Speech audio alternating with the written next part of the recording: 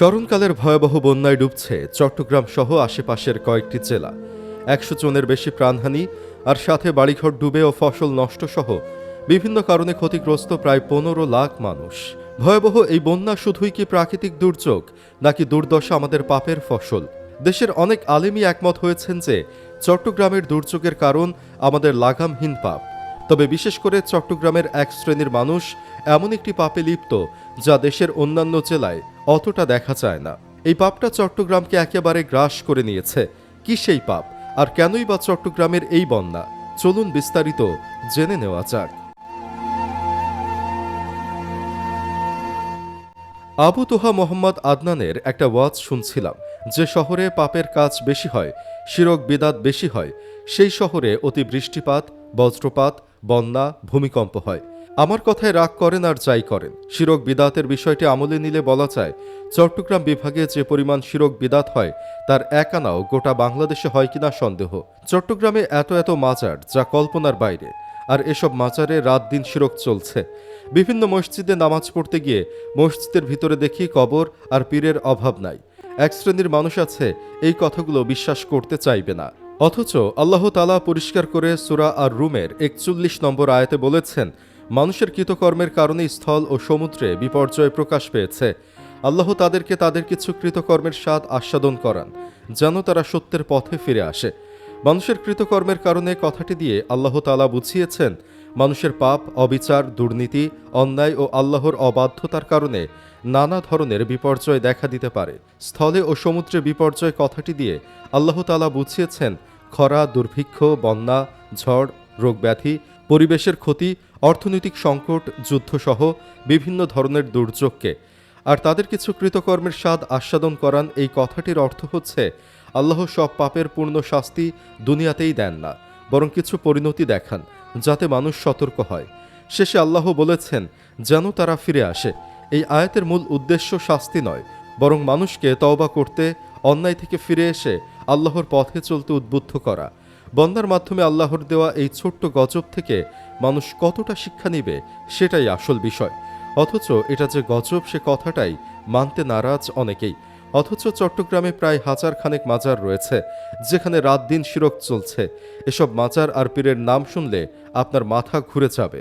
ঝিনচি শাহ, যেটি চট্টগ্রামের বাঁশখালীতে অবস্থিত। হেইত হৈত ও হেহু ফকির শাহ, এটি আনোয়ারায় অবস্থিত। গুই বাবা শাহ, এটি পটিয়ায় অবস্থিত। লতা শাহ, এটিও পটিয়ায়। গুনাগার আলী শাহ, সাতকানিয়ায় অবস্থিত। যাই হোক, মাজারের নাম বলা আমাদের উদ্দেশ্য নয়, এমন হাজার হাজার আছে, নাম বলে শেষ করা যাবে না। সূরা নিসায় আল্লাহ তাআলা বলেছেন, আল্লাহ তাআলা অবশ্যই তার সঙ্গে করা শিরকের গুনাহ ক্ষমা করবেন না।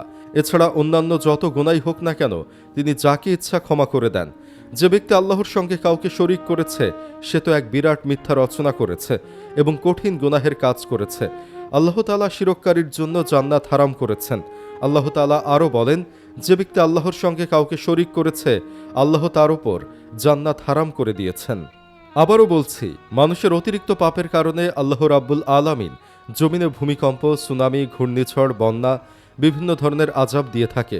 কোরআন ও হাদিসের আলোকে অতিবৃষ্টি এবং অনাবৃষ্টি উভয় মানুষের আমল ও আচরণের সাথে সম্পর্কিত।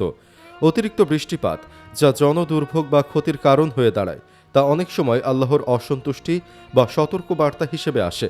পবিত্র কোরআনে বিভিন্ন অবাধ্য জাতির উপর প্লাবন বা বন্যার আযাবের কথা উল্লেখ রয়েছে, যেমন নূহ আলাইহিসসালামের প্লাবন। চলুন বন্যার আপডেটে আসা যাক।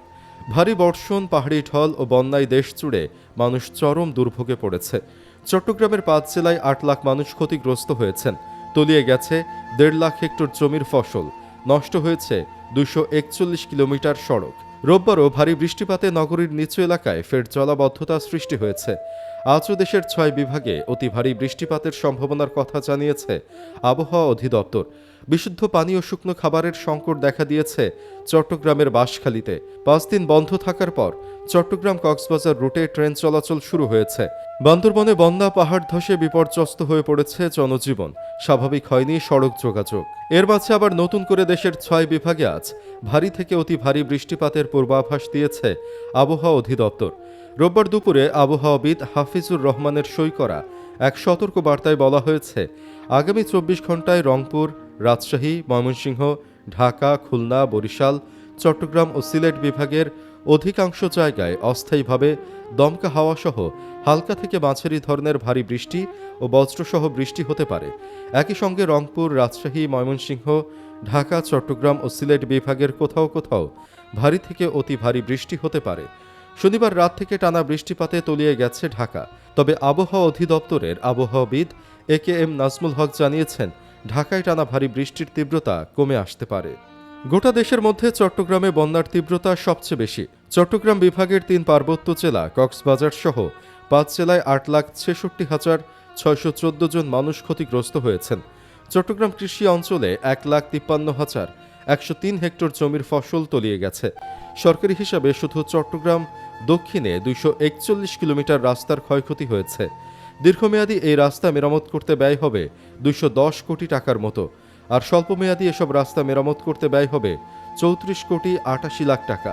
চট্টগ্রাম বিভাগীয় কমিশনারের প্রদত্ত প্রতিবেদনে এসব তথ্য উঠেছে।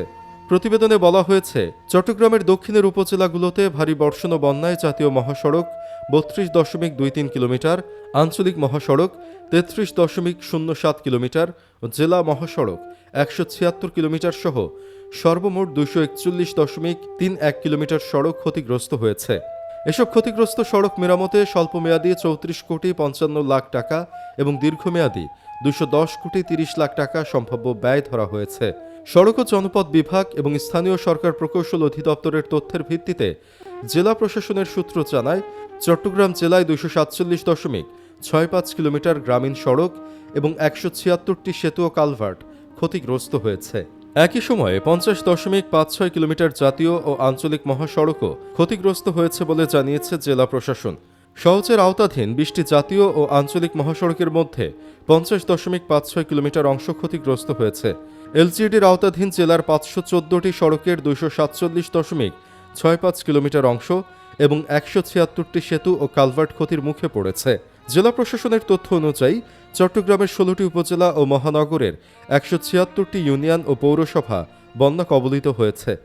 বর্তমানে 1,88,648টি পরিবার পানিবন্দী রয়েছে। ক্ষতিগ্রস্ত মানুষের সংখ্যা দাঁড়িয়েছে 7,54,590।